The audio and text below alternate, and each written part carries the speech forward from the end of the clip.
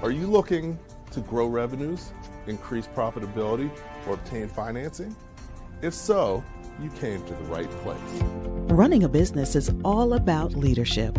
How do you become a better leader? Learn from the successful entrepreneurs and business owners how to lead your organization more effectively. That's why we created Leadership Live at 8:05, Talking Small Business, to help you succeed with your host, Andrew Frazier, Business Growth Pro and CFO and founder of the Small Business Pro University. Every Tuesday evening at 8 p.m. Eastern, we're joined by experienced entrepreneurs and business owners who share their secrets to success via live stream. Also, every Friday morning, we release a new podcast episode. Either way, you will learn about developing your business leadership skills from our roster of highly performing guest experts. Leadership Live is one of the many valuable resources provided through the Small Business Pro University, empowering business owners to learn, profit, and grow. Find out more at sbpro.u.com.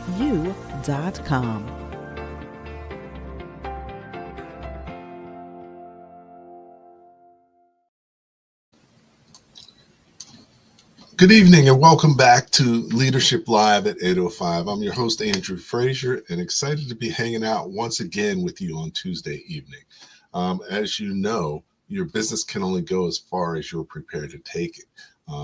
So it's key to continue to develop your knowledge and your skills so you can lead your business further, faster, and easier. So that's why we created Leadership Live, to really help introduce you to different leaders and experts across different areas of small business to help you develop your knowledge, your skills, and give you a chance to connect with them.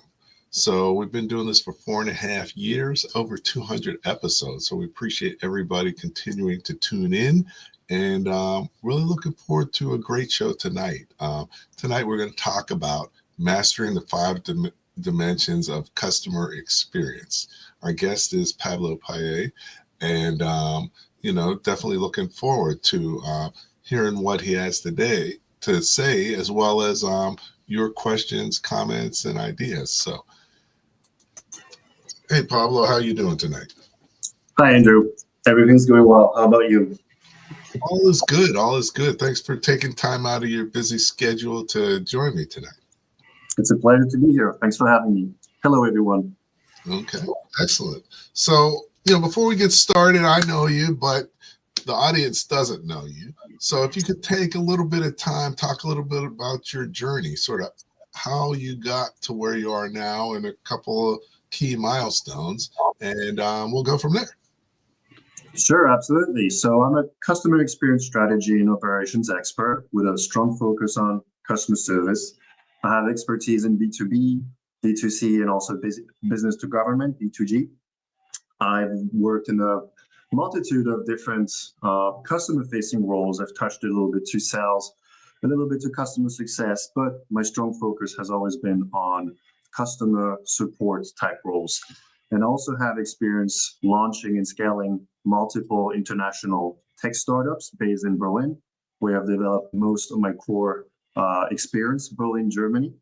So I'm initially from France, half German, half French, moved to the US, New York City, less than 2 years ago, followed my wife from New Jersey. We got married, and I've also recently launched a small business called My Customer Solutions. It's basically an advisory company aimed at empowering every business with world-class customer experience strategy and operations. And we basically focus on 5 different dimensions, which is pretty much the topic today. So the 5 dimensions being, number 1, fostering a customer-centric culture and hiring customer-centric people.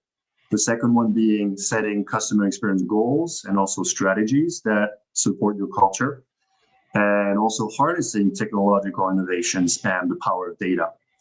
The fourth one is implementing operational processes and also focusing on training your employees. And the fifth one is very important as well. It's leveraging reporting systems with a strong focus on collecting and leveraging customer feedback. Excellent. Excellent. Okay. So yeah, looking forward to chatting with you today. Definitely customer experience is becoming more and more valuable as a way to differentiate your business.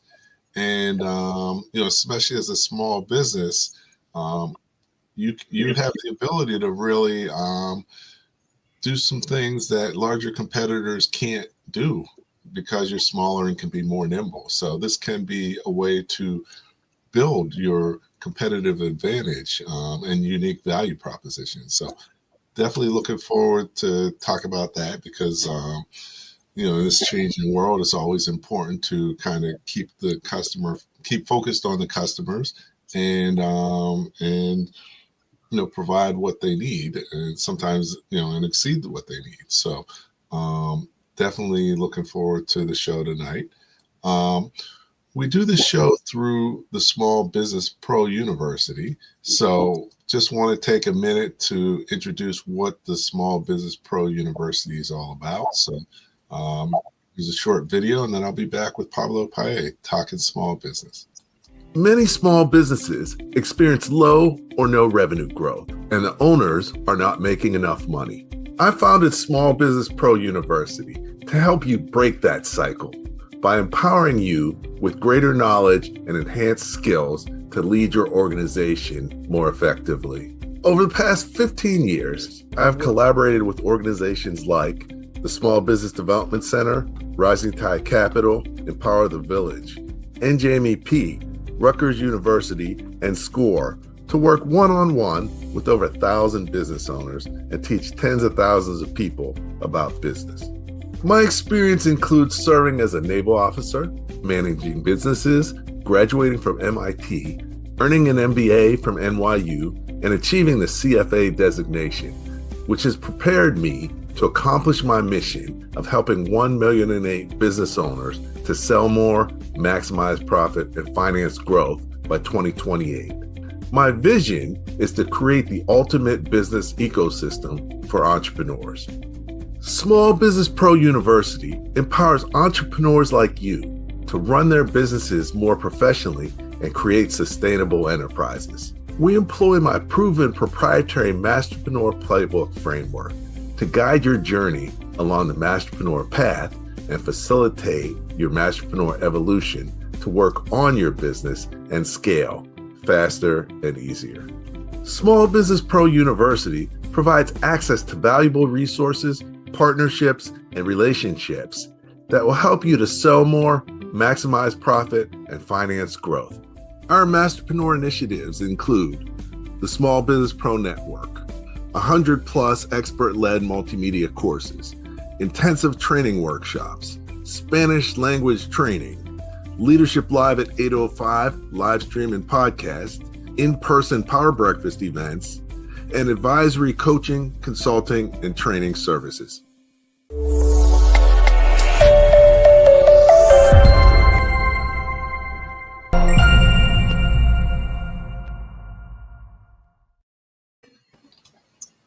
Good evening. Welcome back. I'm here with Pablo talking small business. Our topic tonight is mastering the 5 dimensions of customer experience.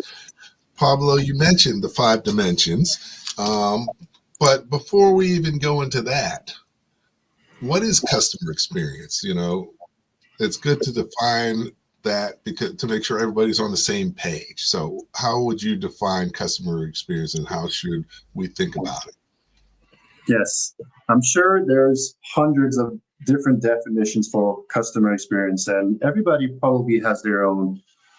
But I would say that customer experience is everything that happens through your customer's perception, from the moment they're going to have a contact with your business, all the way to buying, consuming, and using your product or your service.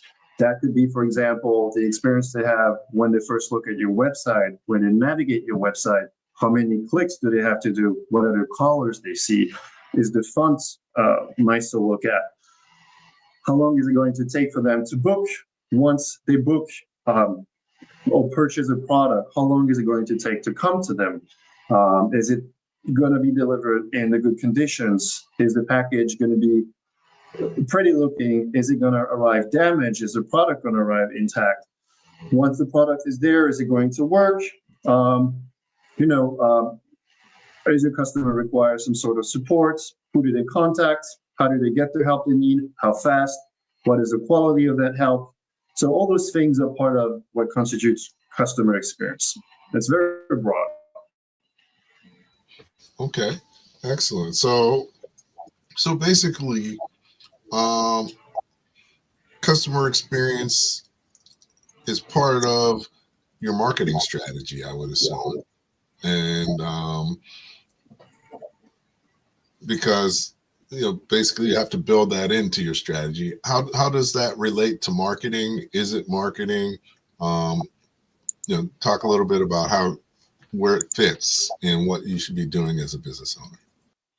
Yeah, so I would say that customer experience is traditionally something that tends to be overlooked by businesses. Businesses often think, I don't have money to invest in customer experience or customer service, but the reality is more, can they afford not to? So if you run a world-class customer experience or customer service function, you're going to elevate employee engagement, but also satisfaction of your employees, which in turn will lead to increased customer engagement and also customer satisfaction. Then this will lead to increased customer retention and also decrease acquisition costs through referral. Customers will speak and share their great experience. And this in the long run will lead to stronger profit. So customer experience is definitely very important.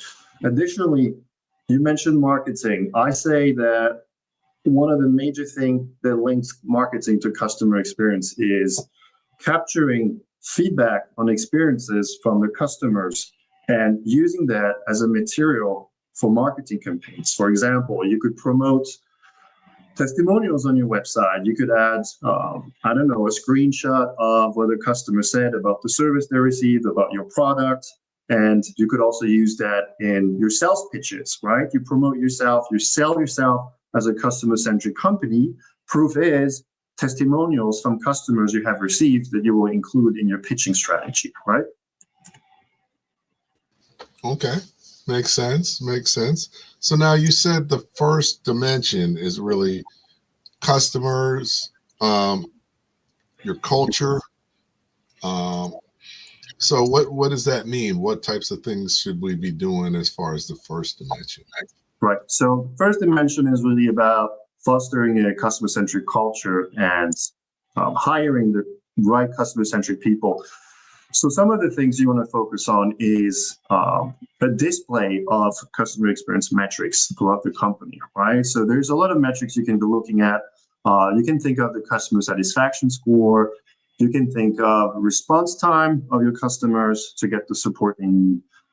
These are the metrics, for example, that you would like to have displayed in your office. You could have them on screen. I know we work a lot in a remote setup today, but if you still have an office in your business, then definitely that's something to consider. Put out screens, put out live metrics, make sure everybody feels a connection with everything around customer experience and customer service, regardless of their team, right? If you just walk around, get a coffee down the alley, and you see a screen and you see the customer satisfaction score, you will feel a connection with the customer, even if you're, a computer engineer who is sort of disconnected to the customer in general, right? So that would be an aspect. Another aspect is you can display scores based on certain KPIs of top performance in your customer-facing teams, right? So if you have a few champions, make sure to put those scores on screen. This will also foster a feeling of reward and motivate people to perform further, right? Some other things I can think of is the customer centricity training. So you also want to train the people from day one that come into your company. So not only people who are going to be facing customers have to be trained on customer centricity, but you also want everybody else in the organization to get at least a little bit of an insight on what it means to be customer centric, whether they're from the sales team, whether they're IT people, whether they're operational or marketing people. And a part of that training is really instilling in them your customer experience mission, your vision, and your goals, and also you can come up with a set of behaviors that are customer centric that you can apply to your day-to-day operation regardless of your team, right?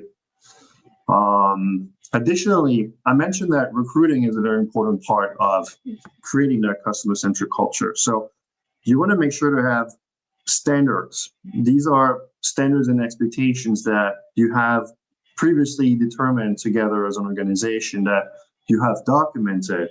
And these are expectations you want to make clear on the job interview directly when you hire people so they know what to expect. And you can also that way ensure that it will actually, be on board from the beginning to the end if from the start they can identify with those standards and expectations.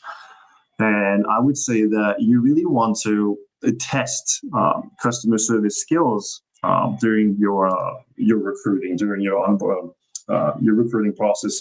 And that, again, not only with people who are going to be customer facing, but any employee in the company, right? And by that, I mean, customer service skills are basically, amongst others, listening skills, empathy. You want everybody in your company to be willing to help each other like somebody in customer service would help their customer, right? It's really about the culture, the mentality. You want everybody to be on board with that. And part of the recruiting starts with job ads that are also customer centric, right? So you don't want to use generic terms like should have customer service skills. You want to have things that are more creative. For example, deeply cares about providing the best experience to the customer, right? So you really want to have something that speaks through emotion to people that they identify with to increase your chances to attract customer-centric talents. Any initial questions on that, Andrew? Okay. All right. So, definitely it's really about the culture. And, when you're changing the culture, that means everything has to be aligned. So you were talking about, how you have to measure it, how you have to reward it, how you have to train it. Culture doesn't happen on its own. And it's very difficult for a lot of small business owners to, one, they may never have even thought about culture. And two, you can't just create a culture. You have to influence a culture to become the culture you want it to be, which is a lot easier said than done. Yes. What are some key lessons learned or best practices as opposed to really starting to implement a culture if you haven't really tried to have one or manage one? Yes. So you hit the spot here by saying that culture, doesn't create itself overnight. It's a very lengthy process, and it also depends on the size of your company, what values and culture is already really ingrained in people's minds. So if you're a small business, something I think is a really quick win for you to implement is coming up with a mission, vision, and goals, right? That doesn't have to take very long. It's something that you can conceptualize, that you can write down and share throughout the organization. That is a very good place to start. Now, in terms of culture transformation, what is really essential is to win the support of your C-suite. If you don't have the support of your C-suite, you're not going to be able to go far. No matter how hard if you're a director, for example, director of customer experience or VP of customer service, no matter how much you're going to yell at everyone and say, we're customer obsessed, this is our focus, without customers, there's no business. People will think, okay, yes, that all sounds great in theory, but in practice, they're not really going to care that much. So it really has to come top down from the C-suite, right? That's one of the major aspects. And you really want to create a compelling why statement. You want to mix up hard data that you can find through research. You can also try to find from your own customers' experiences, testimonials, again, that you could share while trying to convince your C-suite and also the senior management reporting to the C-suite, right? So these are things that I would definitely start with to transform your culture. But as you said, it takes a long time. I give you that. And part of that transformation, and that's I would say a daily basis process, is to ensure employee happiness to support the customer centricity. If employees are not happy, they will not be willing to make your customers happy, right? And how do you make them happy? You want to ensure they have a career path available in the company, that there's a growth plan for them. You want to support their skill development. You want to potentially offer them some cross training across different teams if they decide that they want to grow and divert to, I don't know, the marketing department at some point, right? You want to send regular surveys, whether they're anonymous or not. You want to make sure your management checks in on your staff regularly. And of course, compensation is a sensitive and very important topic. It's always about the budget you have, but I would recommend, if possible, compensating slightly above at least what the benchmark in your industry is, right? All right, great. So, when you're implementing the culture, it has to come from the top, or the top has to be fully bought in. And one of the big reasons is, people do based on what they say you do, not what you say. So you could say, I want this, but then if you're not doing this, then, that's going to send mixed signals, and then that's going to impact your culture in a negative way. So the second dimension, we're talking about goals and strategies. So talk a little bit about the second dimension and how to implement goals and strategies. Sure. So you do want to have strategic objectives and metrics to support your culture. So that basically revolves around developing a customer-centric mission, a customer-centric vision, goals. You could also develop what I call commitments and pillars. You want to maintain an action plan all along your journey of projects ongoing and upcoming on how you're going to continuously improve your customer experience function. So diving more into the mission, your customer experience mission really needs to be in alignment with your business objectives, and it needs to inspire your employees. Same with your vision. As far as the goals, you want to make sure that your goals are properly documented and shared throughout your not only customer-facing team, but throughout the entire organization. And what I call the commitments is basically a catchphrase, a sentence. For example, I come up with one for my business, My Customer Solutions, and that is empowering every business with world-class customer experience, strategy, and operations. A lot of big companies have that, and it's really mixing, or let's say transferring, your customer centricity into branding, and have that associated with your logo can go a long way in developing your customer experience culture.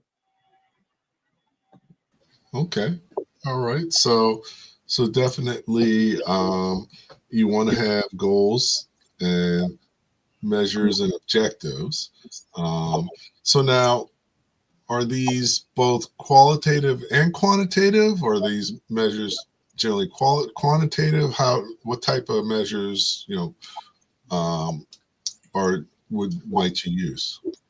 Yes, so the answer is both. So typical purely customer experience metrics would be customer satisfaction, CSAT. So it's basically, for those who don't know, a score that measures on a percentage, for example, between 0 and 100, obviously, the satisfaction of your customers. So you would be sending them a survey once you close a customer service case, and that will indicate you the satisfaction of your customer, right? It could be a survey with basically yes or no, have we resolved your case? But I recommend breaking that down with multiple questions. You can be creative and come up with questions that will capture, 1, the satisfaction with the product, 2, the overall satisfaction with the experience and the company, 3, the satisfaction with the customer service frontliner who handled the case with that customer, right? So you can really come up with a lot of things. You also have the Net Promoter Score, which usually is more used to measure satisfaction with the product and is usually sent after a purchase is made, for example, in the e-commerce industry. But then you also have all the metrics that are purely customer service related, right? So you could measure productivity, KPIs, for example, number of cases closed in X amount of time, or time to first response, or average handling time of a customer case.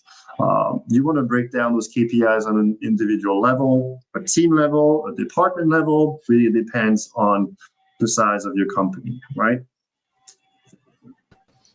Okay, makes sense. And then you mentioned technology. I guess taking advantage of technology in terms of customer experience. Seems like there's a lot of ways you can do that. So talk a little bit about that. Sure. So technology in data infrastructure is the third dimension. So there's a lot of technology out there you can use. Everybody pretty much is familiar with CRM, but I'm still going to mention a few things about a CRM, which is really vital for you to capture and store customer information. And that not only for your customer-facing team, but across the organization.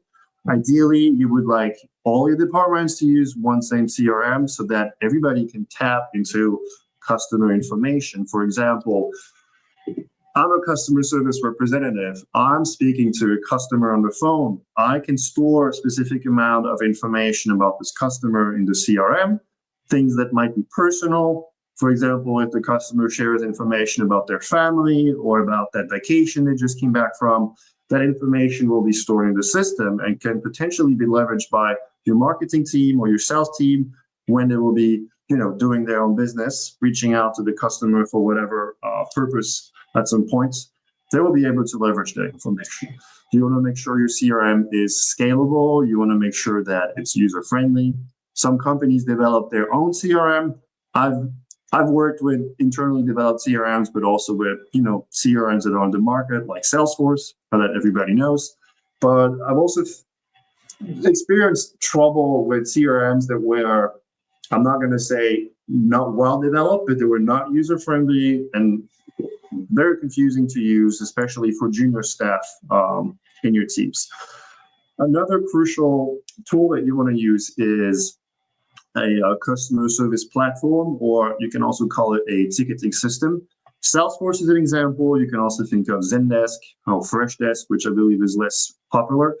But a ticketing system is essentially where you're going to be channeling all your customers' requests, whether they're coming through the phone, through the chat, through an email, through a web form, or even social media platforms like Instagram or Facebook.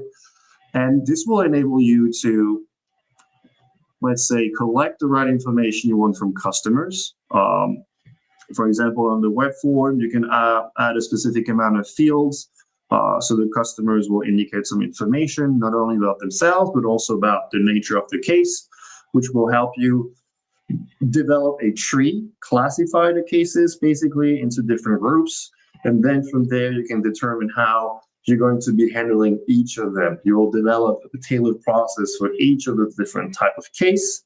And this will allow you to be more efficient with your teams in handling those cases, but also allow you to do a proper reporting. You will be able to tell X, last week, we received X number of cases of X issue. This is double than compared to the previous week. What can we learn? What is there to uncover, right? And when you have that data and that reporting, you'll be able to make better or quicker decisions that can, I'm missing the word here, that can help you tackle possible negative experiences or prevent upcoming potential negative experiences. Another tool that you can use is a self-service portal. So a lot of ticketing systems provide this and they connect that to your website. And essentially, it's going to be a knowledge base for your customer. It could be articles on how to use your product. It's going to be very useful, for example, if you are in the software as a service industry, your products are technical, so you want to have a lot of documentation out there for your customers to use. And what this will do is not only increase experience because customers won't have to bother contact somebody to get help. This is why it's called self-service. But additionally, it will decrease the workload on your end because no case will be created, right? You also want to provide a phone call management tool, and it's very important to implement that well. You can think of strategies like implementing an IVR. For example, when the customer calls you or calls your support line, they will be able to dial between different numbers. Everybody has experienced that, right? If you want to talk to whatever type 1, if you want to talk to whatever type 2. So you can create an entire map to route the customer to the specialized team based on the product. But you can also make it differently. You could basically work on a word detection to route the case. That is actually something that's probably much better for your customer's experience. And AI is also groundbreaking in that area. And currently, a lot of businesses are trying to use AI to implement a better routing because it's more efficient, right? It's going to be quicker and it's better for the customer not to have to type a lot of times and answer a lot of questions. And then you also have the chat tool. Chat experience is, I would say, very much preferred nowadays because it's quick, right? People don't want to wait on the phone in the queue. People don't always want to talk, but chat is pretty smooth. You type in, you get a quick response, you type back, a few exchanges, a few back and forths, and it's solved. And here's why you can detect based on keywords what the case is about and how to best route it to the appropriate expert in your teams. And here's why you can leverage the power of the AI to have that, route more efficiently. And there's a lot more. There's, business intelligence tools, workforce management tools, especially if your company is of a large size. But yeah, I'm going to hand over to you for a little bit. Okay. All right. So there's a lot of different technology that can really be implemented, and it allows you to do things really cheaper, better, and faster. But to tell the truth, I hate the self-serve portals just because, I'm like, if I wanted to look it up, I'd have done it on Google, or I may have already done it on Google. And so, and some companies don't give you like a phone number or anything. So it's sort of like you have no chance to, or you have to do a lot of searching to actually speak to somebody.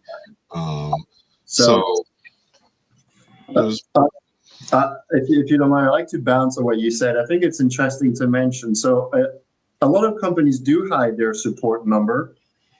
And you might wonder why this is so frustrating. Sometimes you click around and after 10 minutes, you find it and you wonder, why the hell were they not showing it earlier, right? This is bad experience. And that's true, it is frustrating. But the reason behind this is that, one, if companies only get customer requests coming in via web form, for example, or chat instead of a phone, they will be able to capture information that the customer will pre-fill, which will then ensure an efficient routing and decrease workload on their end. So I'm basically handing over a field secret to all of you guys here. But if you notice that with a company where you're buying something from, that's probably why they want to make it easier for themselves. And also, most likely, having a phone line would basically just increase their costs, right? Because as soon as you have a phone line, you have coverage hours, and staffing coverage hours is costly, especially if you want to offer 24/7 service, because you're going to have to pay a lot of people to be on standby, right? So, yeah, so definitely there's pluses and minuses, but just sometimes for me, it just it can be annoying if I know it's not a common problem. So I'm going to have to talk to someone eventually. Yes, if it's not a common problem, that's usually when you're going to need some help. And I'm sorry you haven't had the best experience with self-service portal so far. Every company has a different one. Some of them might be better done than others. But yeah. Yeah. So cool. Okay. So, we covered the first three. We got two more to go. But before we do that, I'm just going to put in a short video. One of the things that we do for entrepreneurs and business owners is we do what we call the plan of the week. So you can sign up for the plan of the week. And here's a short video to tell you a little bit about what is the plan of the week. Will 2025 be your best year ever? My mission is helping 1,000,008 business owners to sell more, maximize profit, and finance growth by 2028. My vision is to create the ultimate business ecosystem for entrepreneurs. Hi, Andrew here with the plan of the week. As everybody knows, failing to plan is planning to fail. And that's why I created the POW. Incorporating the POW into your weekly routine will help you achieve success faster and easier. Each week, we have a different theme in addition to valuable tips from last week's live stream guest expert, online and in-person events that you don't want to miss, the profile of our member of the week, which could be you, and find out about opportunities for grants, contracts, and other resources. Last but not least, test drive our free mini course of the week on Small Business Pro University. Scroll down through the POW for business tips, opportunities, and more event details. I look forward to helping you make 2025 your best year ever. And always remember, the more that you know, the faster your business will grow.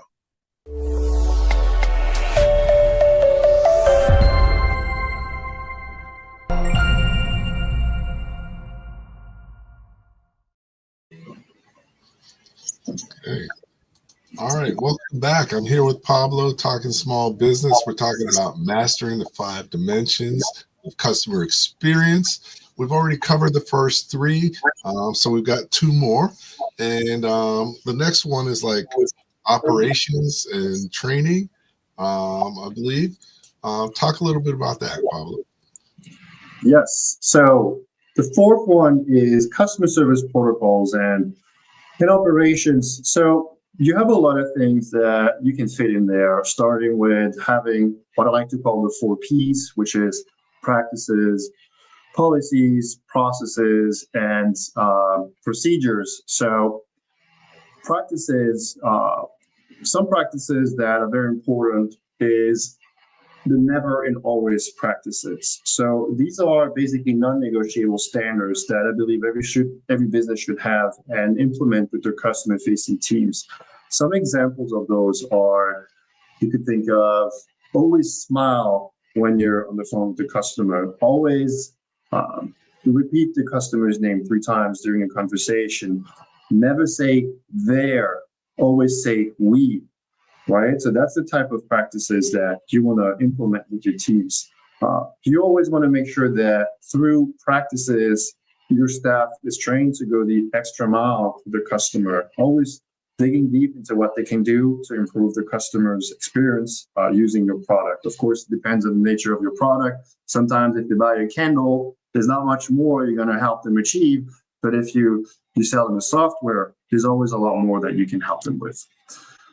Another practice that I find very important is leveraging the FORD system. For those who are not familiar, and apologies if I don't remember the full meaning, but FORD stands for family. I'm missing the words, but basically you're capturing, and that touch bases to what I mentioned earlier. You capture through every interaction precious information about the customer, about their dreams, about the recreation activities, about their family, and about their occupation. There you go, family, occupation, recreation, and dreams. So make sure to ask those questions to your customers through all interactions you have, stored in your CRM, and then cross-collaborate with your sales and marketing department to leverage that information. In terms of policies, you want to make sure that your staff, your frontline staff, knows what to do, what not to do, right? Sometimes a lot of staff doesn't know that they have to be online using their ticketing system, for example. They don't know that they have to hand over a case to a colleague before being out of office, which creates a huge customer experience gap because the customer will be late, will be left unattended, right? So equip yourself with strong policies in that sense.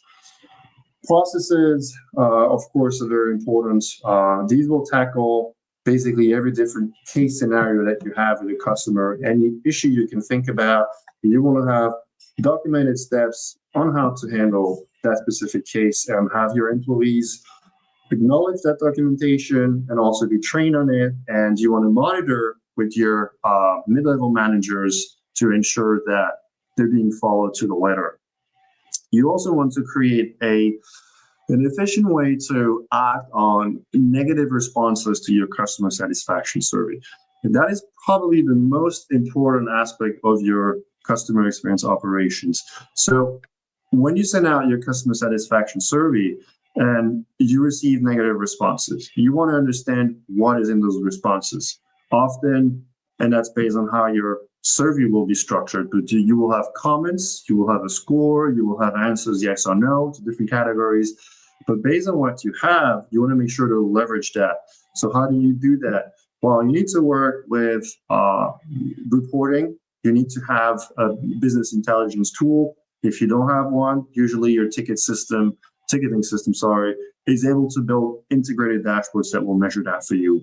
And you want to have your frontliners who are basically directly related to that experience and that negative score, and their managers both look at the negative responses they're receiving and analyze them through very specific predefined categories.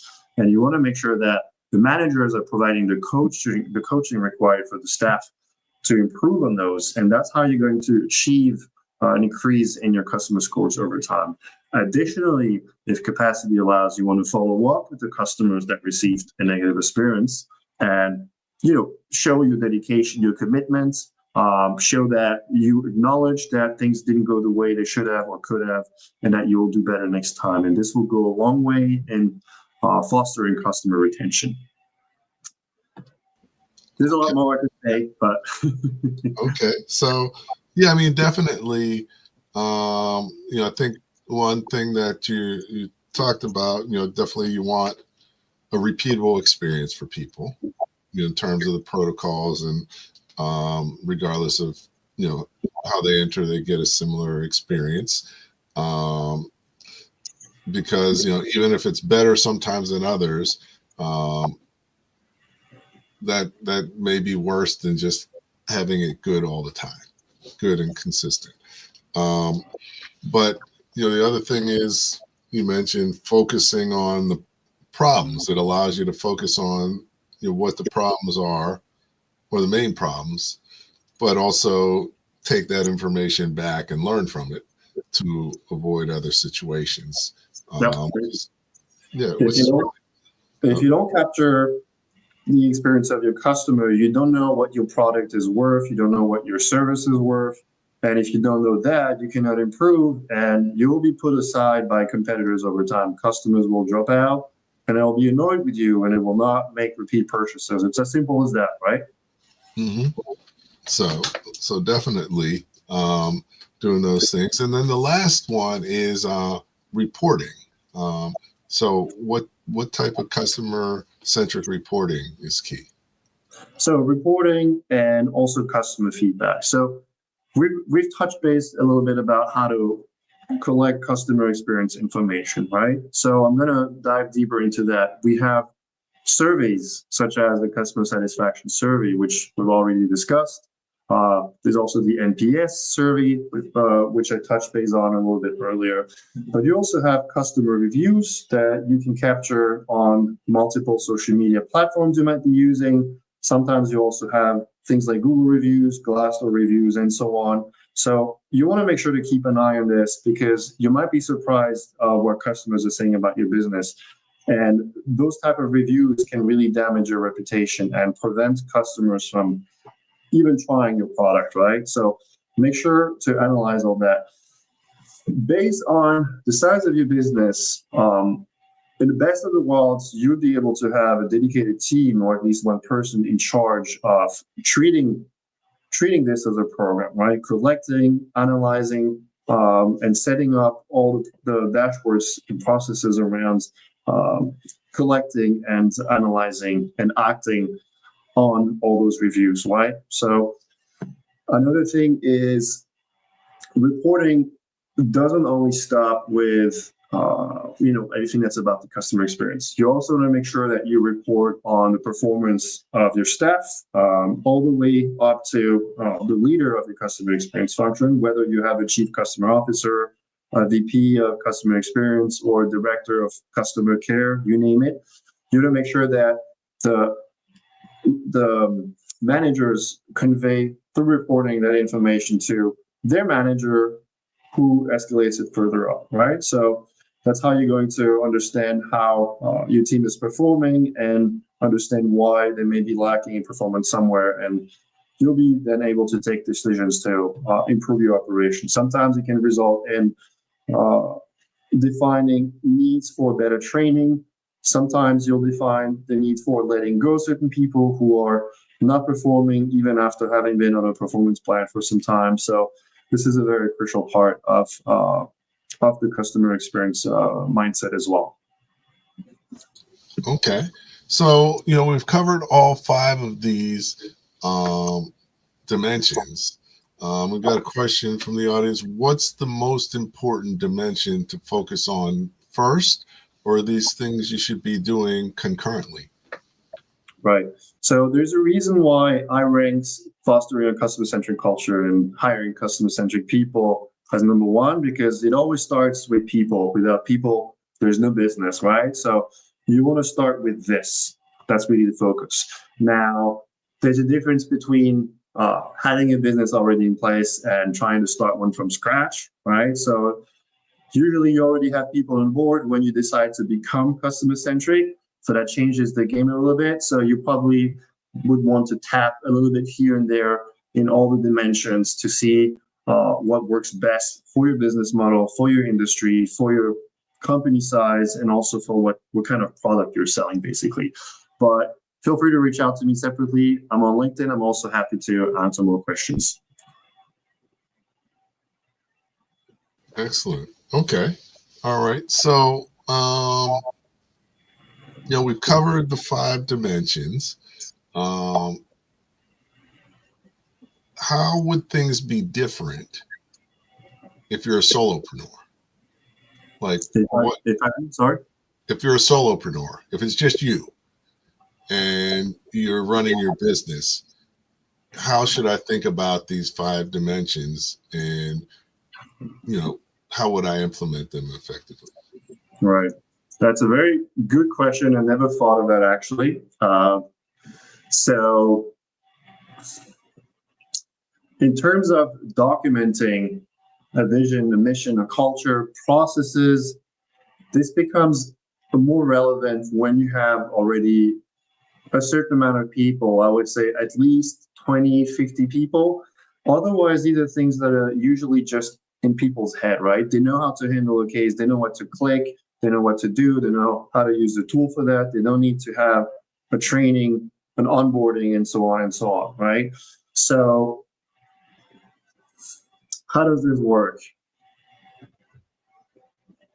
I think that as a solo person, you decide to have a customer-centric culture, and you will basically keep it in mind all along the process, all along the growth of your customer base. And usually if you're solo, it means you started your business on your own. It means you really care about customers. You understand and you experience firsthand that this is crucial because it's your business, right? It's not like when employees get a paycheck after doing a 9 to 5 and they don't feel that connection with the business. It's not their business, so they care less. And so they're going to be less inclined to understand how much it's important to care about the customer. But yeah, if you have more specific question, I'm sure I can answer those, because that's rather vague. Okay. Well, definitely there's different ways you can do customer experience. what are some examples of the most creative ways that people have used customer experience to differentiate themselves in their business?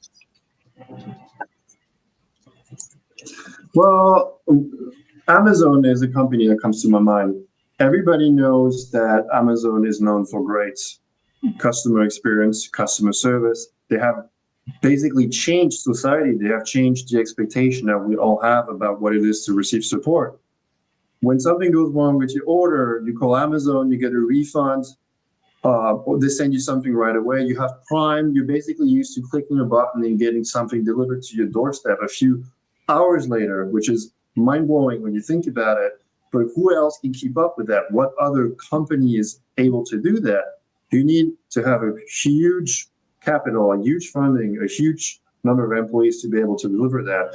And nobody can really compete with that. So this is an example of amazing customer service to the point that it has changed society and expectations of people. Customers will now be frustrated if they don't get a response to an email within an hour or a few hours because of Amazon's great response times, right? So there's a lot of things that they have changed.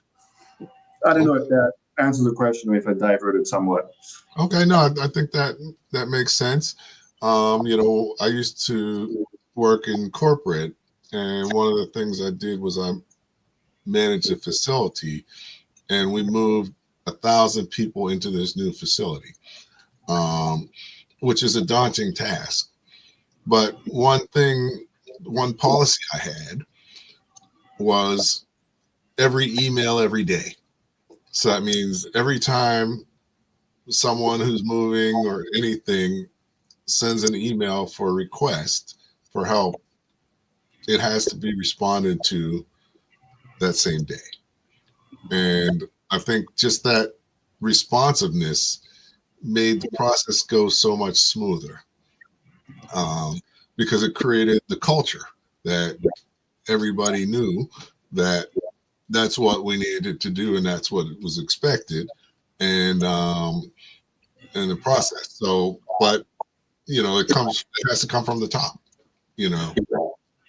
So you're right. If you have the metrics in place, that is part of creating the customer-centric culture, right? You want to have what you call the service level, which is a response time on the phone or per email. You'll determine how long that will be, whether it is 2 days, 1 day, 5 business hours, 1 hour, 10 minutes. The shorter, the better. Obviously, it all has to do with how much budget you have, right? Mm-hmm. So definitely.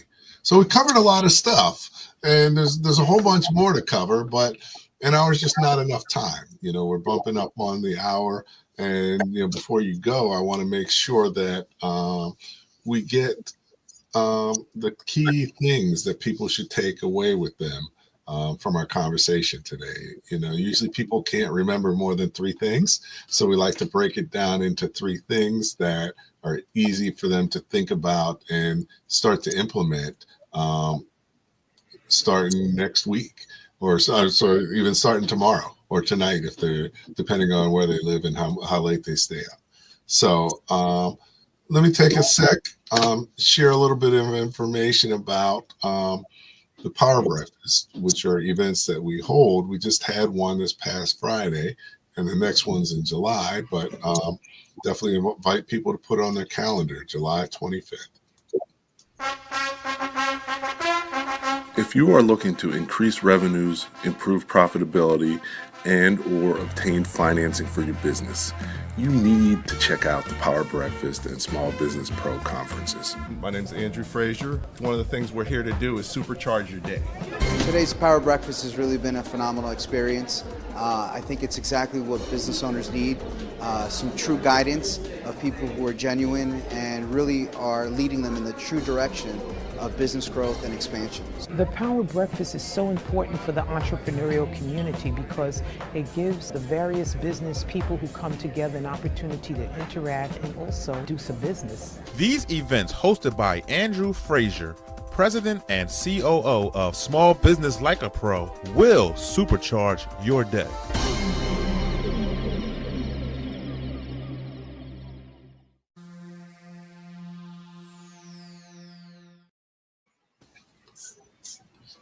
All right. Pablo, enjoyed hanging out with you tonight. What are the 3 things people should take away from our conversation this evening? All right. So what I would like all of you to take away from this conversation is that 1, invest in your customer experience or customer service function, because 2, it will increase customer engagement and satisfaction. And 3, this will increase referral, retention, and decrease acquisition. And the result will be healthier profits. So healthier profits is something that we all can be excited about. I think definitely what you're sharing is really great practices for running a business. Definitely appreciate you taking the time out to share it with the audience. And anything else you want to share before we close out? Just want to share that it was a pleasure being here tonight. I hope everybody learned something today. And do we have a message here? Oh, yeah. Thank you, Mario. I appreciate that. Thank you very much. Feel free to reach out anytime. Just wanted to add that I'm currently trying to test my new package, my advisory package on customer experience operations. All I ask for is an honest testimonial. If everybody is interested, reach out to me on LinkedIn. I'll be happy to assist you. Okay, great. So definitely take advantage of that. In the chat, you've got Pablo's LinkedIn and you've got access to his website. So here's his LinkedIn profile. And then this is, I think I could have probably gotten it better. Okay. And then this is his website. So definitely feel free to reach out to him and take him up on his offer. I mean, definitely that's something that could be helpful to you and your business, and it'll be helpful to him as well. So thanks again, Pablo. This has been great. If you could hang out for a minute after I close out, that would be great. Thank you. I appreciate you all. Thank you. Okay, excellent. Thank you. Okay. Once again, we had a great show. I appreciate having Pablo on and really being able to talk with him about something very important in terms of how you can differentiate your business and how you can be more profitable and increase your revenues faster and easier. So each week we have a great guest, and next week looking at our topic is going to be, don't let cash flow problems sink your business. Definitely, most small businesses have cash flow problems most of the time, but that doesn't have to put you out of business. There's ways that you can manage and avoid some of the cash flow challenges to ensure that it doesn't put you out of business. So next week we're going to have Carl Bayer, and we're going to talk about it. So I'm looking forward to that conversation. I think it'll be valuable for everyone. So hopefully you can join us as well. Once again, at the end of the day, the more that you know, the faster and more successfully your business is going to grow. Thank you for listening to Leadership Live at 8:05, Talking Small Business. Subscribe to our YouTube channel and to the podcast on your favorite podcast platform. Leadership Live is one of the many valuable resources provided through the Small Business Pro University, empowering business owners to learn, profit, and grow. Find out more at sbpro.u.com.